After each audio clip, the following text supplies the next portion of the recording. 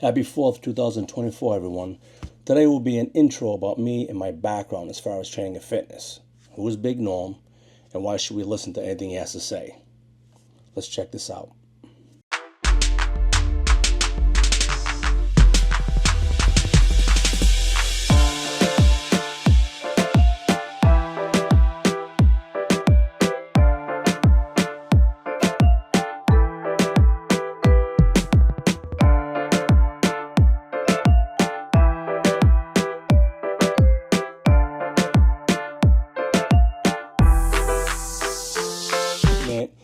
Everyone, so happy 4th of July 2024.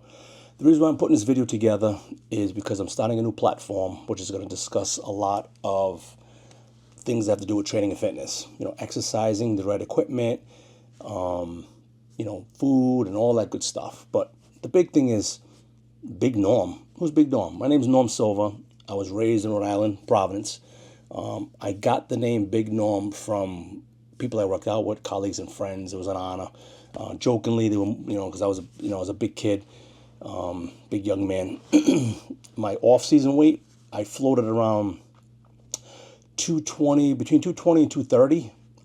My competition weight was anywhere. Well, I always came out the top of the class. I was a middleweight at 5'6", 176 and a quarter, I think, right at the cutoff. Rightfully, I should have been a light heavyweight, but muscles cost a lot of money, and also you need to be genetically gifted, and I was limited.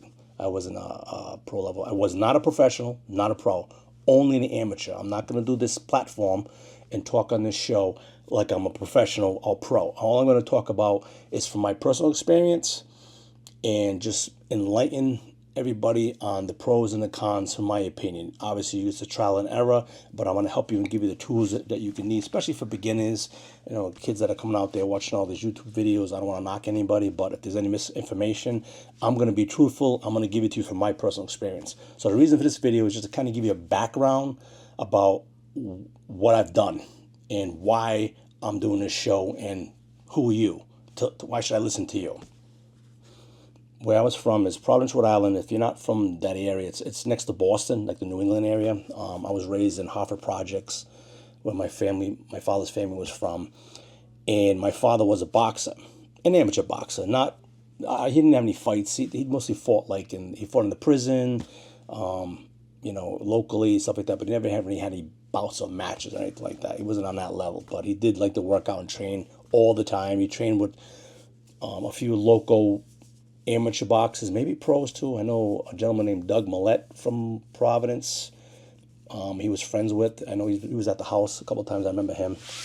So my father did a lot of boxing, but unfortunately for me, I grew up in the 80s, in the early 70s. So I was a big Bruce Lee and Chuck Norris fan. So I wanted to implement kicks and I wanted to do karate and martial arts. But when you do that in a project, you get beat up real quick. They catch your feet, throw you on the floor. The movies and reality is not the same thing. But when you're a kid, you think you could do it. So yeah, I could do that in the street. You kick something like, yeah. So my father definitely implemented boxing. We used to go to the rec. There's a rec in Hartford Projects. Back then, it's not there now. And he would train with some other like a crew. And all the local kids used to come in and would train boxing. So I got into that. It was really, really small, very, very young. As you can see in the pictures that I've shown, I started really young boxing. I didn't go anywhere with it, not even an amateur level. I transitioned into kickboxing later, where I went to Peter Manfredo Sr. from Providence. The gym I went to was on Manhattan Avenue in Providence. I went there, and I started doing kickboxing. I was really good as far as flexibility and speed. I could do a split, but I was really light. I was like 125. Didn't really have any knockout power. But I was disciplined, and I went as long as I could. I went for maybe a few years. I don't remember how long I went, but then he moved to Pawtucket, and I couldn't follow him there. No transportation, and just other things kind of got in the way. So I started weightlifting because I wanted to gain some weight. So weightlifting and bodybuilding is totally different. It's just totally exclusive. I'll get into that in another video. So I started weightlifting. That being said, I would just eat whatever I could, when I could, shakes, I'd follow Arnold Schwarzenegger's routine from like TVs and videos, and I'd put ice cream and peanut butter in shakes, and shit my brains out and have diarrhea. I'm like, yeah, I'm getting big. This is it. And I probably gained 8 pounds on my own. Mostly was fat because you got to gain, for every 20 pounds you gain, maybe 6 of that's muscle. I'll get into that in another video as well. So that being said, in 2002, implemented boxing and kickboxing training throughout my weightlifting. Like I was always spar with friends, hit the pads, as you can see clearly in this video. So it was good to keep in shape. I wanted to be good with my hands. I didn't want to be big or be typecast as a big kid that couldn't fight, or not that I was a punk or anything, but because I'm only 5'6", so I wasn't gonna be tall. So I figured I'd go this way, and I didn't want my weight gain to slow down my speed or affect my kicking. So I did a mixture of both. I wasn't transitioning into bodybuilding. I was still just weightlifting, just going to the gym, lifting weights, eating whatever. It doesn't really matter. So that being said, so I did amateur boxing on an really amateur level. Like I didn't fight anybody. So it was more like a low level boxing. And then I transitioned to kickboxing. That was on an amateur level. With Peter Manfredo, really good teacher. I mean, the son was on the contender, and he's still around. I still see him and talk to him. I went to his gym to work out, and I almost vomited because I was so out of shape. And then I got into weightlifting, and then I met Joe Cummings I was at work, and I was talking to some kid, and he mentioned to him, this guy does bodybuilding training, and I said, okay, well, let me go up here and introduce me to this gentleman. So I went in there, and it was like this big bodybuilding guy in there. With Joe, we're talking, and this guy was straight out of the magazines. His name was actually Anthony.